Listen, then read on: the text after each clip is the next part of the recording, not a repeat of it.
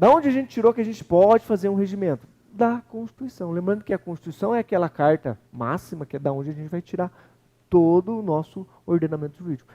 A Constituição está acima de tudo porque ela traz a força normativa de todas as leis. Se a gente é obrigado a cumprir uma lei, é porque a Constituição diz que a gente é obrigado a cumprir a lei. Tá? Por isso que ela está acima. A gente vai falar sobre a hierarquia das leis um pouquinho, vocês vão entender melhor. Constituição, artigo 29, inciso 11, vem e fala o seguinte, ó, a organização, compete ao município lá, organização das funções legislativas e fiscalizadoras da Câmara. Como é que a gente vai organizar isso? Regimento interno. Tá? Aqui, pelo princípio da simetria, a gente aplica também o artigo 51 da Constituição. Compete privativamente à Câmara dos Deputados elaborar o seu regimento interno. Tem lá o outro artigo na sequência falando que compete privativamente ao Senado elaborar o seu regimento interno. Então, trazendo para o âmbito municipal, aplicando o princípio da simetria, a gente tem essa competência privativa, não é o prefeito que vai mandar uma alteração. Vocês estão demorando muito para votar o projeto, eu vou mandar uma alteração no teu regimento para acelerar isso aí. Não vai, tá? Não vai. Então, aqui o dispositivo constitucional que a gente traz para demonstrar da onde a gente vai fazer o tal do regimento. E de onde surgiu o tal do regimento interno? Só para a gente contextualizar historicamente, para trazer um conteúdo mais completo. Lá na Inglaterra, no século XIII, que eram os regramentos das reuniões do parlamento, que a gente sabe que o parlamento inglês é antiquíssimo, né? E como a gente sabe também, lá não tem as leis escritas, é o common law, o direito consuetudinário, que eram as chamadas lex ex consuetudo parlamenti, que eram os atos, documentos guardados como precedentes. Então, o que eles tinham lá? Uma série de precedentes. Então, nessa situação, como que a gente procedeu? A gente fez dessa forma. Então, peraí, vamos anotar aqui. Quando acontecer de novo, a gente aplica. Então, foi assim que iniciou o primeiro regimento interno. No dia a dia deles, eles foram vendo a dificuldade, foram resolvendo como passar por essa dificuldade, anotando e para usar posteriormente como precedente. Aqui no Brasil, José Bonifácio elaborou as instruções para a Assembleia Constituinte do Brasil, que tinha mais cunho eleitoral e tal, mas é tido como primeiro regimento. Mas, o primeiro regimento mesmo de legislativa é o da Assembleia Constituinte da primeira Constituição, de 1824. É tido como documento histórico, o primeiro regimento mesmo para o parlamento no Brasil, lá na Constituição, para a elaboração da Constituição de 24. O que é o tal do regimento? Vou trazer um conceito aqui, ó. Documentos que emanam e constituem um conjunto de normas e princípios que fundamentam as funções legislativas. Então, o que ele é? É um regramento, né, onde vai trazer as funções legislativas, administrativas e fiscalizadoras da Casa Legislativa. E vou além, julgadora também. Então, toda atuação, que a gente sabe que o vereador não só legisla, ele administra, ele julga, ele fiscaliza, ele assessora o prefeito. Assessora como? Por meio de indicações. Tá? Então, aonde eu vou me socorrer para eu poder exercer a minha função fiscalizadora?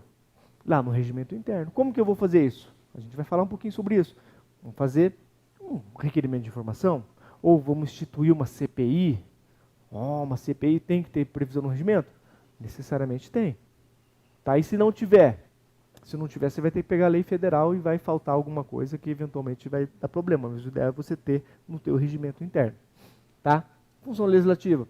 Vai trazer os procedimentos, os prazos, quórums, turnos, as funções das comissões. O que a comissão vai fazer? Quais comissões eu tenho? Tá? Quantos turnos de votação? Lá, Mandaguari, lei ordinária, 3 turnos. Vocês não pensam em mexer nisso, não?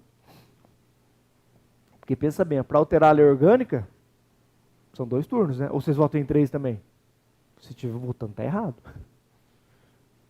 2. Então, a mais importante das leis são 2 vezes. Aí, em nome de rua, vocês votam 3? Veja isso. Matéria interna corporis. Matéria interna corporis. Pode estar errado? Não, não está.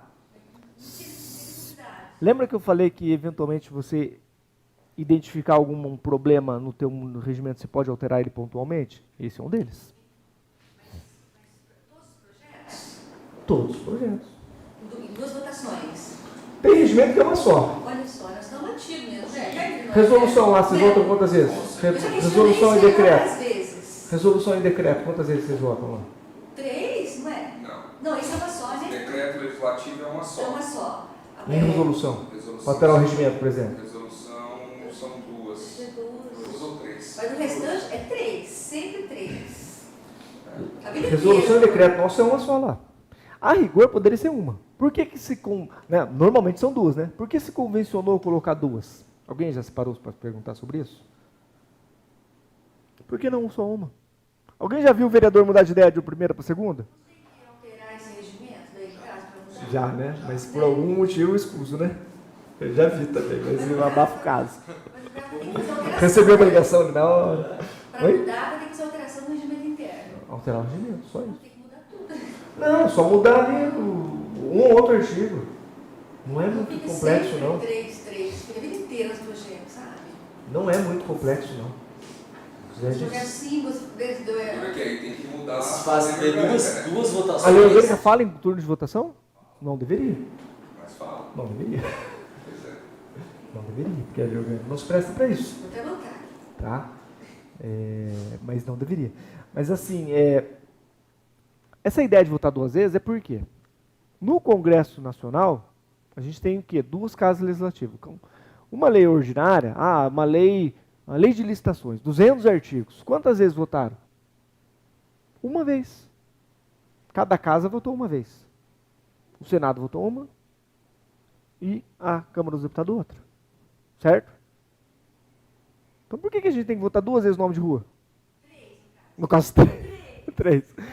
Porque lá, como são duas, não, vota duas vezes lá, mas são casas distintas. Eu penso que seja uma analogia em função disso. Seria, na verdade, nenhum, então. Poderia. É tão simples, né? Quer dizer, Nome de rua, uma vez só, acabou. Minha Minha assinatura. Poderia? porque Poderia. os projetos que só assim, né? Depende da importância Que do só assim projeto. os projetos. Então, tem lugar que fala assim. Tem lugar que fala assim, Que agrega valor? Então, aí pode ser duas. E não tem regimento que fala assim, essa matéria são duas. Mesmo sendo lei ordinária. Agora, quando for tratar desse tema, tem que ser uma, pode ser uma. Entendeu? Isso. Mas matéria interna corporis, vocês podem regulamentar. O que vocês não podem regulamentar, que a gente vai ver aqui, é a questão da lei orgânica. Por quê? Porque a alteração da lei orgânica tem previsão na Constituição. Tá? E se você colocar diferente da Constituição, você pode até colocar diferente, mas a gente vai ver depois, vocês vão entender. Tá? Fala assim, quórum mínimo de 10 dias. Posso colocar na minha lei orgânica que são 15 dias? Posso, porque lá diz mínimo. Então eu não estou contrariando. Tá? Agora eu posso colocar assim, eu para alterar a minha lei orgânica eu preciso de um quórum maior ainda, de 2/3. Que agora, eu não me pergunte, porque eu sou péssimo em matemática. Mas um quórum mais qualificado de 2/3, posso? Não, porque lá diz especificamente que o quórum é 2/3. Simples assim, são 2/3. Não fala assim, no mínimo 2/3. Agora, o lapso temporal de uma votação para outra, ele fala no mínimo 10 dias. Então, posso colocar 15? Posso, porque aí você não está contrariando a Constituição. Então, cuidado, vocês quebram o texto.